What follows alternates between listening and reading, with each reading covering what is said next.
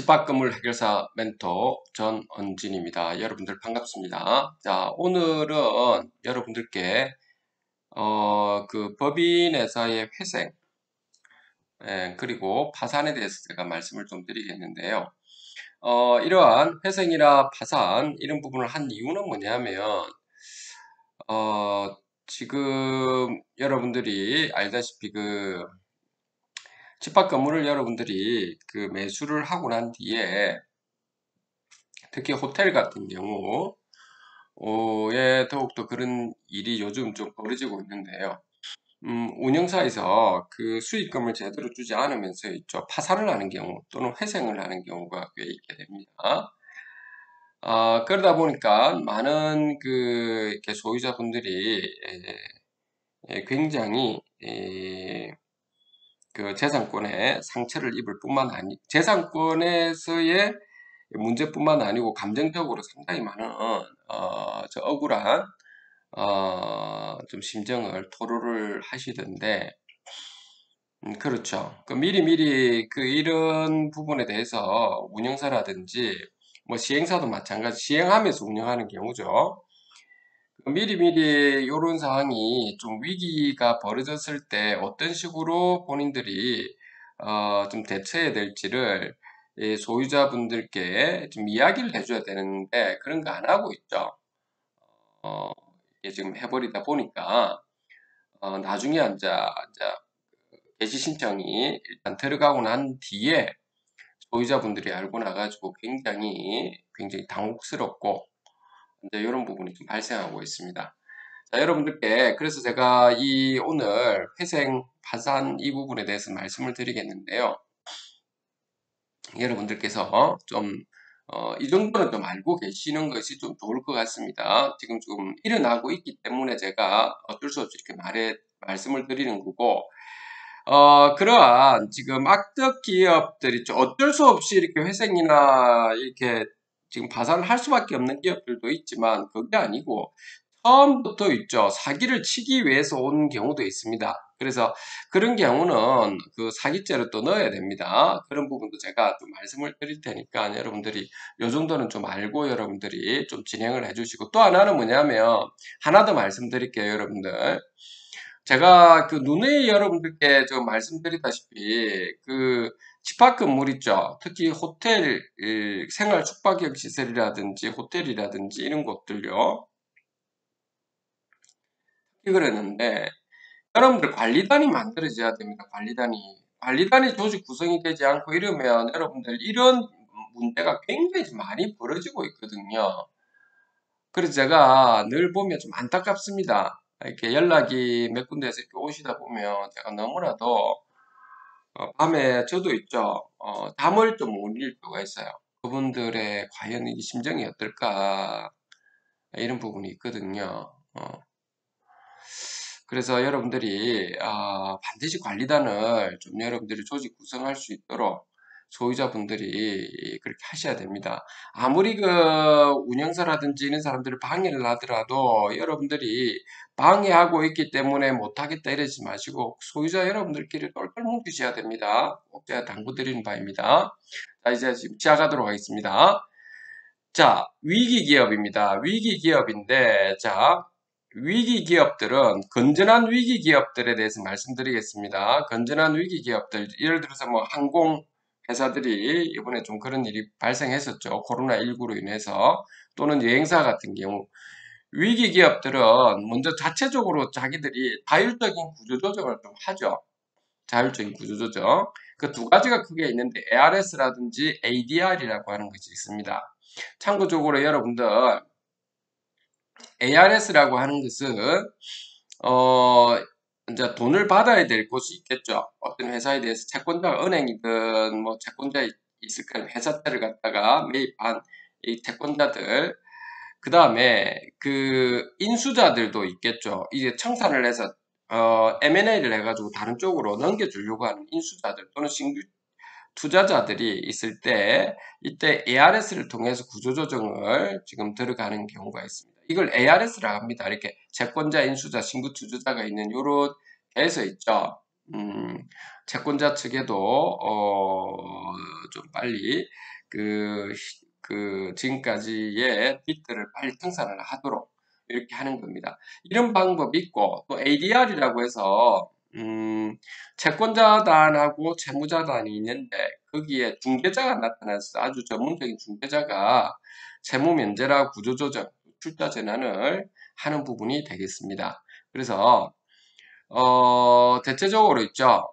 먼저 자율적으로 구조조정을 그 회사가 자체적으로 해나갈 수 있도록 해야 됩니다.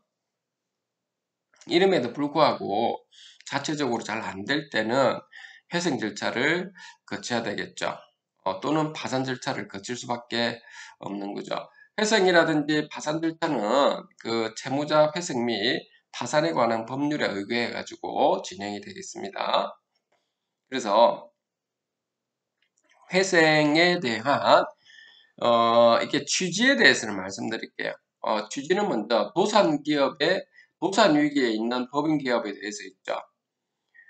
이렇게 계속 사업가치, 즉 다시 말해서 매출은 어느 정도 나오고 있는 겁니다. 매출은 계속 나오고 있고 영업이익도 좀 나오는데 일시적으로 코로나19로 인해서 유동성 위기가 발생하는 경우입니다.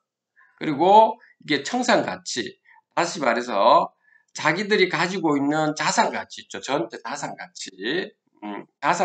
자산가치보다도 계속 사업을 하게 되면 계속 사업가치가 훨씬 더 크다라고 할 때 청산가치보다 이때 있죠. 회생을 할 수가 있는 기본 조건이 되겠습니다. 그러니까 계속 사업 가치가 청산 가치보다 커야 되지 계속 사업 가치보다도 청산 가치가 훨씬 좀 청산 가치가 더 크다라고 한다면 그러면 그냥 파산으로 지금 들어가는 겁니다. 자, 그래서 그 회생의 취지가 이런 계속 사업 가치가 청산 가치보다 크면서 그리고 이제 법원의 감독 아래 있죠. 채권자, 주주, 지분권자를 이제 이해관계자들을 불러서 있죠. 법률 관계를 조정을 할 수 있죠. 법인의 사업을 갖다가 회생시키는 제도가 되겠습니다. 그래서 회생에 대한 신청 자격은 있죠. 지속적인 매출은 있으나 일시적인 유동성 위기. 이걸 갖다가 여러분들 아마 법률적으로는 대정적 어려움, 대정적 위기라고 이렇게 하겠는데 유동성 위기라고 생각하시면 됩니다. 자금 흐름이 원활하지 않아서 일시적으로 이렇게 발생하는 경우가 되겠습니다. 또는 있죠. 신규 투자 혹은 사업 확장으로 인해서 일시적으로 유동성 위기가 좀 발생하는 경우도 있겠죠. 또는 또 벤처 기업으로 제품 개발 후에 대량 생산이라든지 판매에서 일시적인 유동성 위기가 또 발생하는 경우가 또 있게 되죠. 또는 과도한 채무로 인해서 일시적인 유동성 위기로 도산이 우려되는 기업이 있죠. 여기서 여러분들 과도한 채무로 인해서 일시적인 유동성 위기인데 그런데 제가 이 말씀을 드리고 싶은 부분이 이 첫 번째, 두 번째, 세 번째, 네 번째는 대부분이 여러분들 제조업이라든지 뭐 이런 쪽이라고 보시면 되면 아니면 서비스업 중에서도 항공이라든지 뭐 벤처라 그 어떤 여행이라든지 이런 쪽이 되겠고 잃지 않고 처음부터 있죠. 이렇게 시행사라든지 운영사가 처음부터 자산이 없는데 이렇게 들어와서 있죠. 여러분들 그 수분양자들에게 막심한 피해를 주는 경우도 있습니다. 그거는 뭐 기업 회생을 한다 하지만 이거는 좀 여기에 속하지 않는 거죠. 나중에 파산을 할 수밖에 없는 상황입니다. 그때 어떻게 이렇게 사기죄로도 가능합니다. 그 다음에 회생을 할 때, 이제 회생 절차입니다. 회생 절차가 되는데, 먼저 여러분들 회생 절차는, 보통 이렇게 채권자 측에서도 회생 절차를 할 수도 있고요. 회생을 그 신청서 접수를 할 수도 있고, 채무자 측에서도 할 수 있는데, 대체적으로 있죠. 채무자들이 하죠. 채무자들이 신청서를 일반적으로 접수하죠. 왜냐하면은, 그 보통 제가 누누이 이런 말씀도 좀 많이 드리는데, 미리 있죠. 그 수익금이 안 나오고 했을 때 지급 명령 신청을 해서 채권 주심을 조금 하셔야 되는데, 그냥 이상하게 그 시행사 앞잡이라든지 운영사 앞잡이들이 관리단에 뭘 장악을 해가지고 관리단도 아니죠. 뭐 번영회라든지 뭐 이상한 이해관계 집단들이 장악을 하면서 뭐 지불 유예를 해준다든지 이렇게 막 물타기를 하는 거죠. 사실 임대차 계약이라고 하는 것은 소유주하고 임차인 간에 개별로 계약하는 거지 여러분들이 그 관리단에서 할 수 있는 사항도 아니고요. 뭐 번영회라든지 이런 데서 할 수 있는 사항도 아님에도 불구하고 여러분들이 해줌으로써 이런 문제가 좀 발생하더라고요. 제가 예전부터 그런 거는 법률적으로 문제가 있다고 했잖아요. 그렇죠? 중개에서 하는 사람들이 있는 경우는 관리단 자체에 문제가 있다고 했잖아요.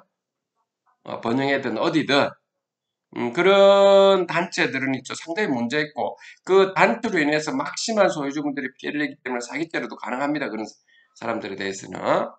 아무튼 간에 그 절차가 먼저 채무자들이 신청서를 접수를 하게 됩니다. 이 신청서는 잠깐 제가 한번 보여드리겠습니다. 여러분들한테. 이렇게 회생 개시 신청서 이런 식으로 돼 신청 취지 이거 전부 다는 안 적어놨는데 이런 식으로 들어온다는 겁니다. 신청 원인은 쭉 들어옵니다. 신청인 회사의 그 개방회가 연역, 사업 목적 연역도 쭉 들어옵니다. 사업 목적도 쭉 들어오고 자금 및 주주 현황 들어오고요. 임직원 현황, 임원이 몇 명 있고 이렇게 종업원이 몇 명 있고 본점 조직, 주요 공사 현황, 이렇게 본점 소재지, 조직, 공사 현장, 관계 회사 뭐 이런 것들 다 들어옵니다. 이런 식으로 신청 원인에 넣는 겁니다. 신청인 회사의 자산 및 부채 현황 이런 것도 다 들어가고요. 그다음 신청인 회사의 영업 및 손익 현상도 다 들어갑니다. 그다음 회생 개시 원인과 발생 경위 이런 것도 쭉 다 들어갈 겁니다. 그리고 채권의 현황 및 회생 조건 이런 것도 다 들어가게 되고요. 회생 절차를 통해서 경영 재산화 방안에 대해서도 쭉 들어가고요.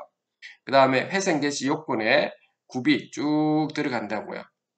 결재권자는 우선적으로 받을 수 있는 권리가 있는 사람들을 말합니다. 담보권을 가지고 있는 참고적으로. 그래서 신청인 회사에 대한 회생 개시의 필요성, 그러니까 보존 처분의 필요성에서 회생적 이렇게 쭉 들어가는 겁니다. 그래서 서울회생법원에 이렇게 신청을 하는 겁니다. 그래서 채무자 측에서 이제 신청서를 접수를 하는 겁니다. 법원에다가 신청서를 제출을 하는 거죠. 이거와 더불어서 신청서를 접수하면서 또 하나는 신청서를 또 접수를 하는데 두 가지 신청서를 또 접수하죠. 보존 처분 신청도 하게 되고요. 포괄적 금지 명령 신청도 하게 되죠. 이제 보존 처분이라고 하는 것은 이제 채무자 측에서 이제부터는 앞으로 일어나는 모든 것들에 대해서 있죠. 본인들이 재산과 관련된 자산과 관련된 모든 것들에 대해서는 이제 법원의 허락을 받고 해야 되는 부분이죠. 그래서 이제 보존 처분 다시 말해 이제 동기를 하겠다는 겁니다. 이제 본인들이 거래를 하지 않고 동기를 하겠다라고 하는 보존 처분에 대한 신청을 하는 거고, 그 다음에 포괄적 금지 명령 신청은 이 부분이 뭐냐면 이제 아까 보존 처분은 채무자 측이고요. 이제 포괄적 금지 명령 신청은 채권자 측에서 지금까지 채권 추심이라든지 뭐 강제 경매라든지 뭐 이런 것들이 있을 거 아닙니까? 그런 부분을 포괄적으로 있죠. 금지를 해달라라고 하는 겁니다. 그 신청서입니다.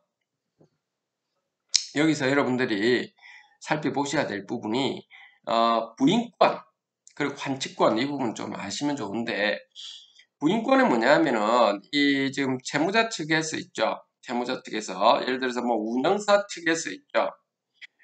어떤 몇몇 호시 쪽에는 돈을 제대로 주고, 그리고 나머지 사람들한테는 돈을 안 주는 경우 있죠. 이해관계 당사자한테는 돈을 막 이렇게 예를 들어 수익금을 다 지금까지 지불했다는 거죠. 지금까지. 그랬는데 이제 조금 자기들이 볼 때 따지고 있는 사람들은 돈을 안 줬다. 이런 경우는 채무자가 해서는 안 될 행위죠. 공정하게 해줘야 되죠. 공평하게, 형평성있게 해줘야 되는데, 그렇지 않은 경우가 있을 거죠. 그런 거에 대해서 원상복귀를 해달라고 하는 겁니다. 그래, 부인의 소를 갖다가, 청구를 하면 되는 겁니다. 자, 그 다음에 환치권이라고 하는 거는 또 뭐냐면, 채무자 재산에 속하지 않는 것까지도 있죠. 회생 신청서 안에 지금 자산 목록 안에 채무자의 자산 목록 안에 들어가 있는 경우가 있거든요. 요거에 대해서는 빼달라라고 하는 것을 환치권이라고 하는 겁니다. 그러니까 여러분들 소유자 여러분들에 있는 소유권들은 당연히 여러분들 거잖아요. 그렇죠? 전재차를 하더라도 이제 임대차 계약이 완료됐거나 아니면은 지금 코로나19로 인해서 6개월치 빼고 작년부터 6개월치 빼고 이제 3개월 이제 임대료를 못 주었을 때 이제 해지 사유가 되지. 해지하고 난 다음에 이제 그런 것들이 환치권이 될 수 있고요. 이제 뭐 공익채권 같은 경우도 환치권이 될 수 있는 거죠. 이거는 뺀다는 겁니다. 요 자기들 보존 처분에서 뺀다는 겁니다. 보존 처분에서. 공익채권은 회사 정리 절차에 따라서, 다시 말해서 이 회생 절차에 따른 비용들 있죠. 이런 것들이 되겠습니다. 또 임금이라든지 그 절차에 따른 뭐 직원들이 있을 거 아닙니까? 이때 돈이 들어간 것들, 임금이나 퇴직금 포함해서 이런 것들은 공익채권으로 보존 처분 안에 들어가지가 않는다 이렇게 생각하시면 되겠습니다. 자, 그래서 신청서를 접수하고 난 다음에 아까 전에 신청서 먼저 접수하고, 그러니까 여기에 있는 회생 개시 신청서를 먼저 접수하고요. 그 다음에 또 이제 그 법무법인에서 또 그 변호사들이 또 뭘 하느냐면 보존처분 신청서, 고갈등 금지명령 신청서도 한꺼번에 하거나 이렇게 할 겁니다. 자, 그 다음에 이걸 하고 난 다음에는 이제 신문기일이 잡힐 겁니다. 신문기일이 잡히고 현장 검증이 좀 들어가거든요. 그래서 그 상황에서 아까 제가 말했던 ARS라든지 ADR 요 부분은 큰 대기업들 있죠. 예, 아시아나 항공이라든지, 뭐, 대한항공이라든지, 뭐, 아주 큰 우리 굴지의 대기업들에 대해서만 ARS나 ADR에 대해서도 다시 한번 요 상황에서 신문할 때, 그 구조조정이 다시 한번 좀 들어가는 건데, 일반 여러분들 중소기업들은 요 부분은 들어가지 않는다고 생각하시면 되겠습니다. 요 부분은. 그냥 신문 절차가 지금 들어가고 현장 검증이 지금 들어가는 겁니다. 이제 그 과정이 들어가고 난 다음에 이제 게시가 이제 결정이 날지 안 날지를 이제 살펴본다는 겁니다. 아셨죠? 요 신문이 현장 검증 들어가는 부분에서 뭐냐면 아까 지금 제가 말씀드렸던 요 부분 있죠. 계속 사업 가치가 청산 가치보다 크냐 작으냐 이걸 좀 본다는 겁니다. 개시 결정이 안 날 수도 있다는 겁니다. 안 나면 어떻게 되죠? 파산으로 들어간다는 겁니다. 파산으로. 비싼 하는 거죠, 여러분들. 자, 그래서 이제 개시가 이제 만약에 결정이 날지 안 날지는 좀 살펴봐야 되겠죠. 조금 있으면. 그래서 개시 만약 결정이 이제 다음으로 개시 결정이 나면 있죠. 그러면 이제 채권자 채무를 갖다가 이제 채권자에 대한 채무를 확정 지어 가지고 이제 그 재산 실태를 조사하고 그 기업 가치를 좀 평가하는 거죠. 그러니까 보통은 있죠, 여러분들 개시 결정이 대부분 좀 납니다. 일반적으로 뭐라 해야 될까요? 회생만 전문으로 하는 법무법인이라든지 변호사들은 이런 구조까지는 다 이렇게 다 들어가거든요. 웬만하면 물론 뭐 아예 뭐 이거 사업 가치가 없을 경우에는 이렇게 안 되죠. 법원에서도 그냥 바로 청산하기를 원합니다. 그냥 파산 쪽으로 들어갑니다. 요걸 우리 임의적 파산이라고 하는데 참고적으로 그냥 아무튼 간에 그래서 여러분들 채권자 채무를 확정하고 그 다음에 재산 실태 조사 및 그 기업 가치를 지금 평가를 합니다. 법원에서 다 한다는 겁니다. 그리고 난 다음에 그 일의 관계인을 갖다가 집회를 하는 거죠. 관계인 집회를 해서. 그러니까 여러분들 채권자 측, 채무자 측 다 모여가지고 이제 어떤 식으로 채권을 갚아 나갈지에 대해서 한다는 겁니다. 그래서 그냥 우리 집회하는 겁니다. 집회. 그래서 통지 안내가 다 갑니다. 채권자 측한테. 그래서 그 회생 계획안을 갖다가 제출을 합니다. 제출을 하는데 이제 이 부분에서 여러분들이 좀 살펴보셔야 될 것이 여러분들 채권자 입장에서 제가 말씀드리는 겁니다. 회사 입장을 말하는 게 아니고 파산되는 회사 입장이 아니고 지금 집합 건물이니까 회생 계획안을 지금 제출을 이제 쭉 할 텐데요. 그 집회 이제 공지하면서 그 담보권자 있겠죠. 뭐 은행 같은 경우는 특히 이제 부동산에 대한 담보권자에 대해서는 4분의 3 이상이 동의를 받아야 됩니다. 동의를 받아야, 그래야 있죠. 회생이 계속 진행된다는 겁니다. 회생 결정이 난다는 겁니다. 나중에. 그런데 만약에 4분의 3 이상의 동의를 못 받으면 또 파산으로 넘어간다는 겁니다. 아셨죠?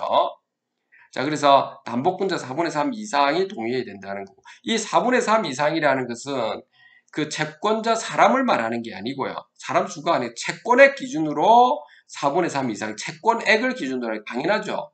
채권자들이 돈 받으려고 하는 부분이잖아요, 여러분들이. 그쵸?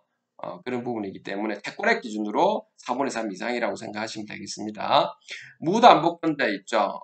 그러니까 여러분들, 여러분 집합 건물 같으면은 여러분들이 호텔에 있는 소유자 여러분들이 수익금을 못 받은 부분이 여러분 무담보권자에 속하는 거고, 담보권자 은행에서 보통은 담보권자에 속하게 되죠. 여러분들이 은행에서 또는 뭐 신탁원부에 있는 이제 그런 상황이라고 보시면 되겠습니다. 그래서 무담보권자가 여러분들이 속하는 거고 3분의 2 이상의 동의를 받아야 됩니다. 채권의 기준입니다. 이것도. 그 다음에 그 주주 및 지부권자의 또 2분의 1 이상의 또 동의를 또 받아야 되는 거죠. 회사에 대한 주주 또는 지분권자의 2분의 1 이상 동의. 그러니까 이게 좀 굉장히 지금 보니까 어떻습니까, 여러분들? 다 걸려 있죠. 지금 이 그 기업에 대해서는, 이 기업들에 대해서는. 그렇죠. 이 기업은. 그래서 이 시간이 좀 걸리겠죠. 그리고 나서 만약에 이렇게 했는데도 뭐 동의가 좀 안 되고 하면 또 2회, 3회 걸쳐가지고 또 집회를 또 합니다. 그럼 시간이 그럼 좀 더 걸리겠죠. 회생계획관을 다시 협의를 하고 막 이렇게 하는 겁니다. 그래서 그 회생계획을 갖다가 이제 이렇게 하면서 회생계획을 인가결정 또는 폐지가 되는 겁니다. 뭐 동의 안 해주면 폐지되는 거죠. 그러면 파산되는 거고. 인가결정 나기까지 보통은 그 신청서 접수부터 해서 요까지 오는 데 있죠. 그 회생계획까지 인가결정 나기까지가 있죠. 보통 이렇게 전문적으로 하는 회생법인들 있죠. 법인들 또는 변호사님들께서 하시는 부분이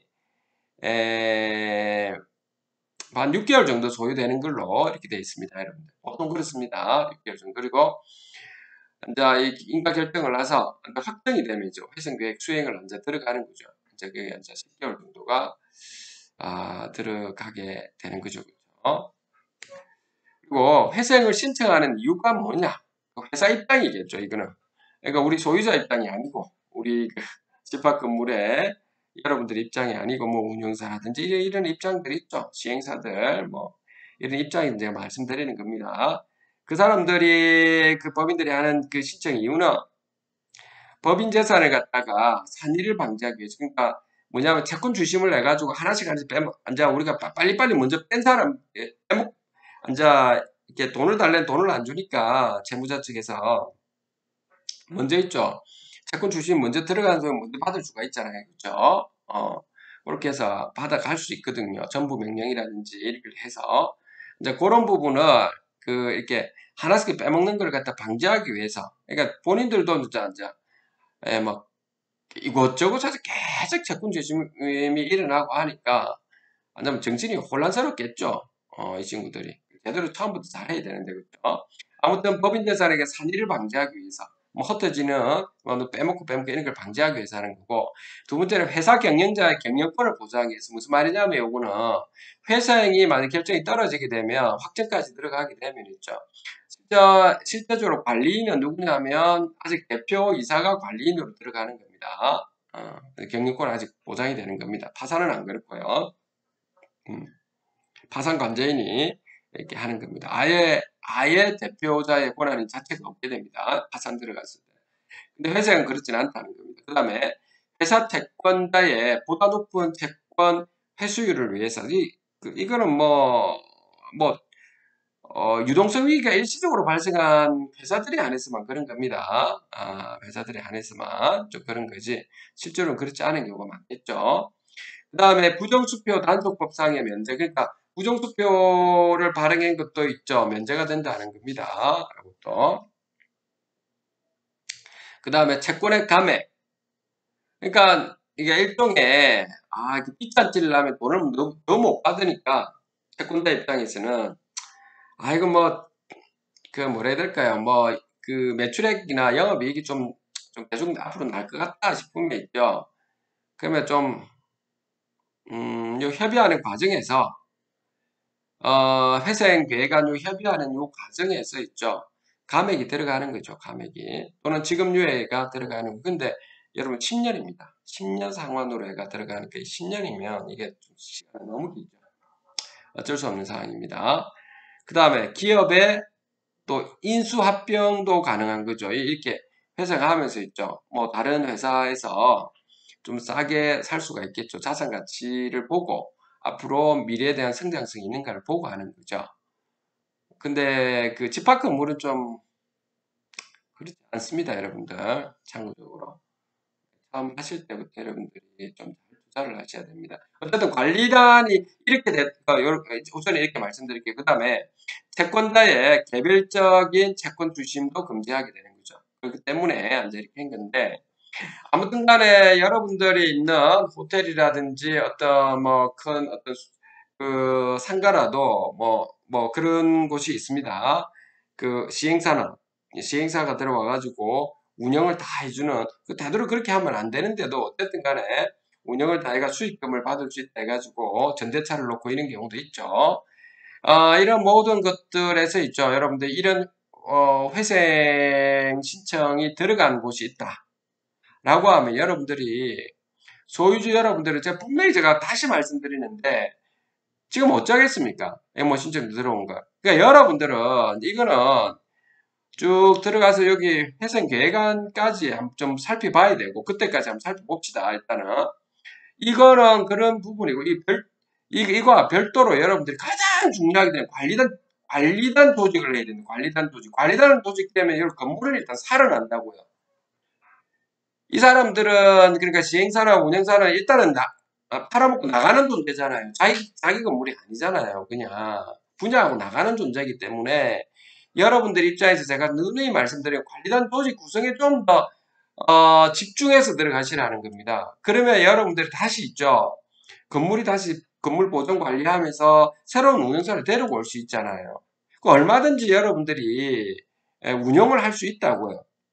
또 상가 같으면 관리단 조직 구성되고 나면 거기 상가에 이제 별도로 여러분들이 개인적으로 여러분들이 임대차 계약을 별도로 할 수 있잖아요. 부동산 중개사들 다른 부동산 중개사분들이 있거나 아니면은 여러분들 그 프랜차이즈만 전문으로 하는 그 전문으로 임대차 계약을 맺는 그런 또 업체들이 있기 때문에 그런 쪽을 통해서 충분히 할 수 있기 때문에 어쨌든 여러분들 관리단 조직 구성에 혈안을 둬야 되고, 관리단 조직 구성이 그렇게 쉽지는 않습니다. 여러분들 그것도. 그렇지만 그것이 가장 중요하다는 걸 제가 누누이 계속 말씀드리는 겁니다. 여러분들.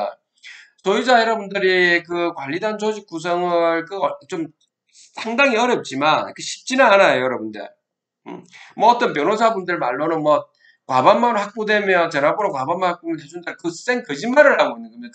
그거 그렇게 간단한 것이 아니라고, 여러분들. 그렇게 간단할 것 같으면 우리 관리단 조직 다 될게요. 대한민국에 다 맡겨가지고. 그게 그렇게 간단하지가 않습니다. 그러니 소유자 여러분들이 있죠.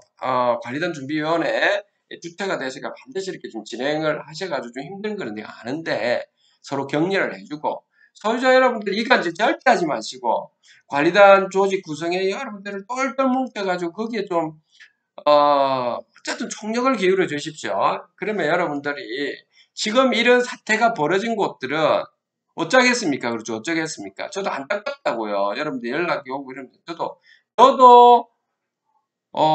안타깝다고. 정말 안타까워요. 응? 정말 안타까워요. 이 도둑놈들 말이야. 막 욕을 하고 싶을 정도라니까요. 어떤 상황인지 자기들 심정을 다 압니다. 여러분 얼마나 억울하시겠습니까? 그럴 때일수록 여러분들이 무엇이 더 중요한가? 과거에 일어난 건 어쩔 수 없는데 미래에 어떻게 해서 자산 가치를 좀 꽃을 피울까? 그게 좀 초점을 두시라고. 그러니까 소유자 여러분들은 여러분들 이기적으로 여러분들 것만 생각하지 마시고, 공동체잖아요. 여러분들 전부 집합금 공동체라고요. 그러니까 서로 좀 도움을 주셔가지고 어? 뭐 바쁘다 핑계 대지 마시고요. 서로 도움을 주셔가지고 적극적으로 여러분 관리자 조직 구성에 여러분들이 총력을 기울여 주십시오. 소유자 여러분들. 뭐 시행사 앞잡이들 이간들 회사 비리는 인간들이 있습니다. 그런 걸 너무 신경 쓰지 마시고요. 아셨죠? 자, 누누이 말씀드리는 겁니다. 자, 그 다음에 회생의 그 첨부 서류들은 뭐 이런 것들이 있습니다. 법인 등기부 등본, 이렇게 뭐 기업에서 이제 뭐 회생할 때 이런 거죠. 뭐 변호사들이 따라서 해주겠지만 사업자 등록증, 사본, 회사 소개서, 조직, 주주 명부, 대표이사 이력서, 뭐 직원 명부, 노동조합 변항이나 종업원의 그 가입 변항이라든지 계열사 관계에서 현황, 최근 5년간의 결산 보고서, 진술서, 뭐 현재 상황이 이렇게 된 경위라든지, 뭐 회생 신청 이후 운영 계획안 이런 것들요. 법인 인감 증명서, 법인 인감 도장, 대표이사 신분증 사본이라든지, 자산 감가상각 명세서라든지, 소유자산에 대한 등기부 등본, 임대차 관련 계약서, 법인 예금, 적금 목록 및 계좌 내역서 사본 이런 것들요. 유가증권 출자금 관련 목록, 그 다음에 법인 명의 보험 목록 및 해약 환급금 확인서들, 그 다음 특허증, 실용진한 등록증, 그 다음 디자인 등록증, 뭐 당사수표, 약속은, 뭐 채권자 명부, 채무자 명부, 그 다음 뭐 채무자가 또 자산을 갖추고 지금 또 채무자 있겠죠. 그게 또 제3채무자, 그러한 채무자 명부 말하는 겁니다. 그 다음 보증채무 내역, 임금, 퇴직금, 미지급자 명단 및 그 다음에 내역이라든지 여기 별채권자에 속하는 겁니다. 이 부분이. 그 다음 어쨌든 주요 거래처 명부 이런 것들요. 그러니까 참고적으로 여러분들 알고는 있으라는 겁니다. 이런 거 알고는 계셔야 됩니다. 자, 마지막으로 여러분들께 요거를 좀 잘 좀 알아두십시오. 요거 좀 잘 좀 사기 부분에 대해서 좀 말씀 좀 드리고자 하는 겁니다. 여러분들. 자, 사기죄냐, 채무불이행이냐 이 부분인데 구별을 정확하게 하셔야 되는데요. 요거 좀 잘 좀 알아두셔야 됩니다. 시행사라도 운영서 안 되면 여러분 사기죄로 고소하십시오. 알았죠? 돈을 못 받아낼 것 같으면 요까지는 들어가셔야 되잖아요. 그렇죠? 자, 지금 사기죄냐, 채무불이행이냐는 구별은 일단 차용할 당시, 돈을 빌려달라고 할 당시, 또는 임대차 계약 당시 이렇게 생각하면 됩니다. 임대차 계약 당시, 차용 당시, 예. 그때 계약 당시 말하는 겁니다. 계약 당시 변제할 의사와 그러니까 나는 돈을 진짜 주겠다. 돈을 반드시 주겠다는 의사가 진심인지, 의사가 아닌지, 또 변제할 능력이 있는지 없는지, 그때 당시에 변제할 능력이 되었는지 안 됐는지, 둘 중에 하나만 되면 됩니다. 진심으로 변제할 의사가 있은 건지, 없었는지, 또 변제할 능력이, 실질적으로 변제할 능력이 되었는지 안 됐는지, 둘 중에 하나만이라도 있죠. 이 조건을 만족하지 않으면, 그거는 사기죄에 속한다고요. 사기죄. 근데 그때 당시 계약할 당시 차용할 그 당시에 변제할 의사도 진심이었고 그리고 변제할 능력도 충분히 되었다. 라고 한다면은 사기죄가 아니고 채무 불이행에 속하는 거라고요. 민사에 속한다 이 말이에요. 채무 불이행. 아셨죠? 그럼 기획 회생료 절차로 이렇게 거쳐가는 사항이죠. 응? 어떤 상황인지 아시겠죠? 그 부분을 잘 살펴봐서 여러분들이 사기죄로 쳐넣을지 이제 이런 걸 좀 또 보시라는 겁니다. 요거 분명히 구별하셔야 됩니다. 아셨죠, 여러분들? 이 두 가지 사용 당시 그 시점에 변제할 의사가 진심으로 있었는지, 의사. 그리고 그 계약서에 있었겠죠, 분명히. 그 다음에 그 능력이 되는가 안 되는가는 여러분들 그 부분에 대해서는 자산 가치를 좀 살펴봐야 되겠죠. 재무제표를 여러분들이 그 회사의 재무제표를 살펴봐서 있죠. 능력이 되는지 안 살펴보면 되겠습니다. 그 다음에 여러분들 또 기망행위가 있었는지 없는지 이런 것도 살펴봐야 돼요. 기망행위, 적극적으로 기망행위다 이 말은 또 뭐냐면 예를 들어서 사기죄에서 이런 거 있죠. 그 어떤 생활형 축복시설 예를 들어서 생활형 축복시설에서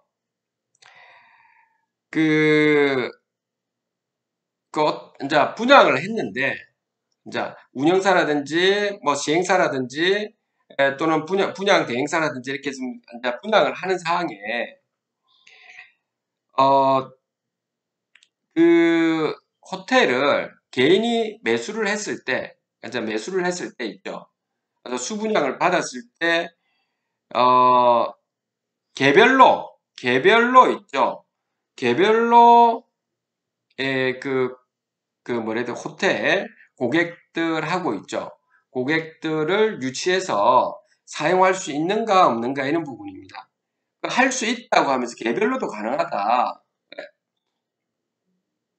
뭐 그런 식으로 사실은 좀 불가능하잖아요. 그렇죠? 영업하는데 운영사가 있어야 되잖아요. 그렇죠? 일반적으로 그렇거든요. 어. 그러는데 그 개별로도 가능하다라고 해가지고 적극적으로 이렇게 이야기를 해가지고 분양 계약을 맺게 하는 거는 기망행위에 속하기 때문에 사기죄입니다. 그렇죠? 사기죄를 고소하면 됩니다. 그런 경우도 뭐 몇 군데서 있었습니다. 그렇게 하시면 되고요. 그리고 계약에 대해서도 해지를 해야 되겠죠. 물론 분양 계약에 대해서 그런 부분도 있고요. 아니면은 뭐 이 기망행위 중에서 소극적으로 뭐 이렇게 일어나는 경우도 있죠. 그러니까는 한마디로 말해서 이게 거짓말을 지키는 사실이 아닌데 그 진실인 것을 말을 안 하는 거죠. 그래서 건물이 있죠. 분양하시라고 하는데 그 건물이 막 문제가 있는데 건물이 문제가 있지 않습니까? 혹시 건물이 좀 튼튼하고 뭐 어떻습니까? 하자가 있고 이런 거 없습니까? 했는데 아무 말 안 하고 뭐 그냥 별 문제가 없다는 식으로 소극적으로 이렇게 이야기한 것도 기망행위입니다. 그것도 정확하게 녹음을 하고 그러한 여러분들 계약서에 그런 부분이 충분히 적혀 있는 상황이었어야 됩니다. 그랬는데 여러분들이 매수하고 난 다음에 보니까 그 엉망으로 돼 있다. 이랬을 때는 사기죄로 넣을 수 있다. 이 말인 겁니다. 아시죠? 자, 그런 부분을 여러분들 좀 보시면 되고요. 개인적으로 이거 사기죄나 채무불이행 관련 없이 있죠. 특히 집합 건물에 이게 참 많이 일어나는데 사기꾼들 있죠. 사기꾼들은 어떤 경우냐면 우리 개인들도 그러면 안 되고요. 대체 사기꾼들은 거지건설, 다시 말해서 공짜 심리 무인성찬제 거지건설 있는 거 이런 거 있죠. 자기 욕구와 이익만 챙기면서 남들이 죽든 말든 남들한테 엄청난 피해를 주는 거죠. 여러분들이 집합 건물이 좀 그럴 겁니다. 지금만 처먹고 있죠. 제가 이 말이 좀 과격했습니까? 자기 것만 다 처먹고 있죠. 남들한테는 전혀 안 되게끔 하는 인간들이 많아요. 이 호텔 같으면 운영사 같은 경우 대표적입니다. 다 그렇지는 않은데, 아니, 임대차 계약을 운영사가 맺었는데 관리비를 갖다가 왜 여러분들이 냅니까? 관리비를. 운영사에서 내야 되는데. 그런데 그런 것까지도 소유자한테 다 떠넘기고 있죠. 그러면서 자기들의 이익은 다 들고 가고요. 다 들고 가고 찌끄레기만 수익금 준다는 거죠. 그 수익금 없으면 안 주는 거고요. 이런 인간들이 사기꾼이라는 겁니다. 그러니까 요 사기죄에 속하는 거 아니지 진짜 사기꾼에 속하는 게 이런 거라고요. 그렇다고 해서 지금 여러분들이 가서 싸우시라는 말은 아닙니다. 지금 싸우시라는 말은 아니고 지금 싸우지 마시라고요. 관리단 조직 구성을 하시라는 건 거기에 중력을 기울이셔야 된다. 여러분들 꼭 제가 당부드리는 겁니다. 여러분들한테. 끝나고 나서 그 조직 구성되고 난 뒤부터 하나하나 진행하면 됩니다. 그러니 여러분들 개인적으로도 마찬가지고요. 개인적으로도 여러분들 남들한테 도움을 받았으면 최소한의 있죠. 여러분 대가를 해주시라는 겁니다. 그게 기본입니다. 여러분들이.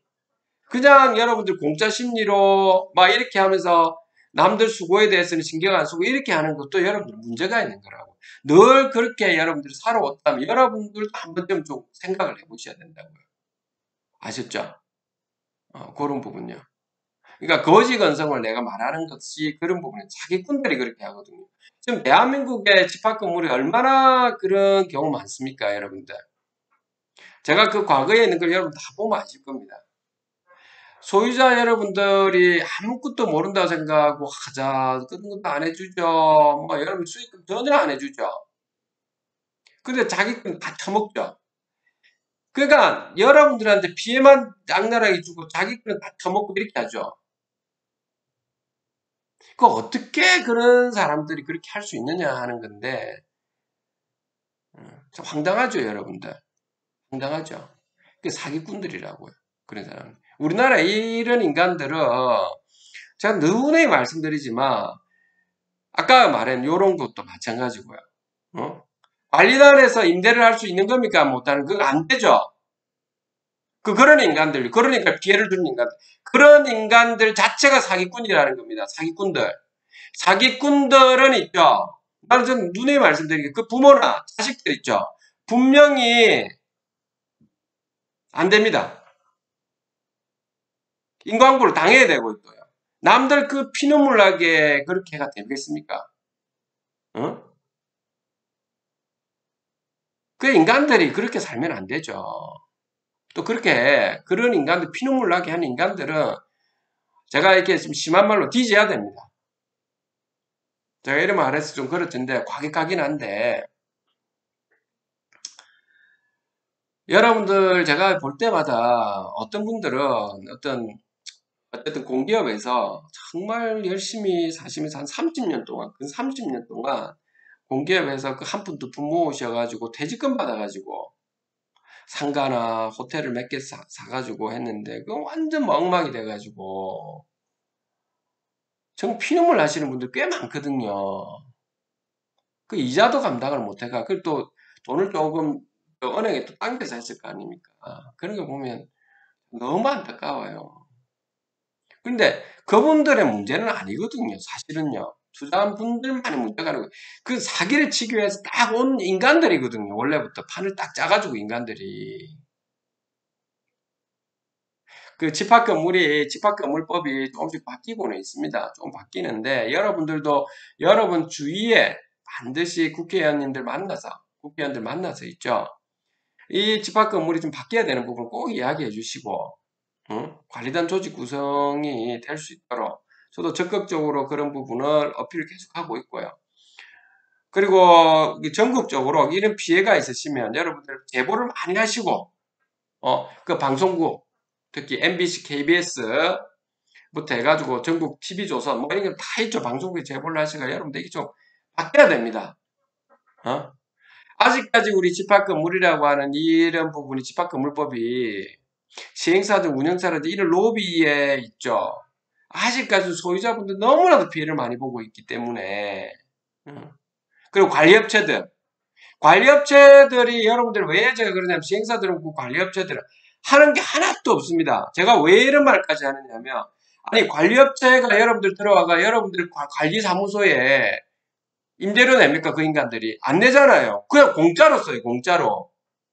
그리고 여러분들 그 각종 세금들 있죠. 여러분들한테 세금 다 돈 받아가지고 다 해주고 그 사람들 자기 인건비 자기 마음대로 책정한다니까요.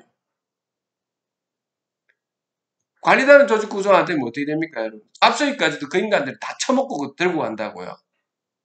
그게 여러분들 대한민국의 지금 실체라니까요. 내가 하도 지금 열받아서 그런데 지금 뭐 여러분들 그래서 제가 왜 오늘은 회생 이런 말을 하겠습니까? 파산까지 일어나는 거. 이런 데가 지금 하여튼 좀 요즘에 이런 문제가 발생하고 있어요. 실제 발생하고 있어가지고 내가 이게 너무 안타까워서 그런 겁니다. 너무 안타까워서. 어? 그래도 필요한 부분은 제가 도움을 드리고는 있는데 그 집합 건물에 참 너무 안타까워서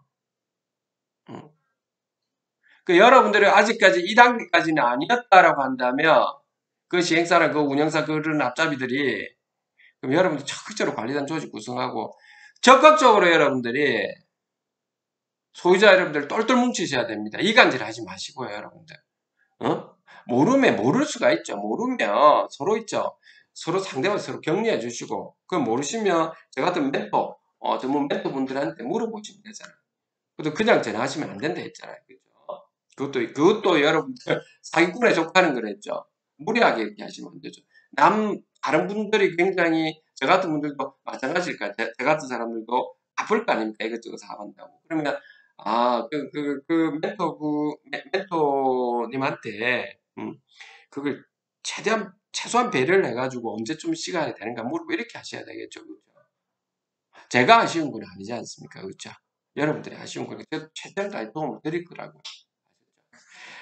자, 오늘 여기까지 여러분들한테 주저리 말씀드렸습니다. 아마 두서없이 말하느라고 45분 동안 시간이 좀 많이 흘러간 것 같은데요. 여러분들이 이런 부분에 유튜브에 좀, 보셔서 감사하게 생각하고, 대한민국 집합 건물이 좀 여러분들 수분양자들, 여러분들이 자산 가치가 높아질 수 있고, 그리고 공정하고 투명하게 효과적으로 자산 가치가 일어날 수 있도록 우리 모두가 소유자 여러분들 모두가 있죠.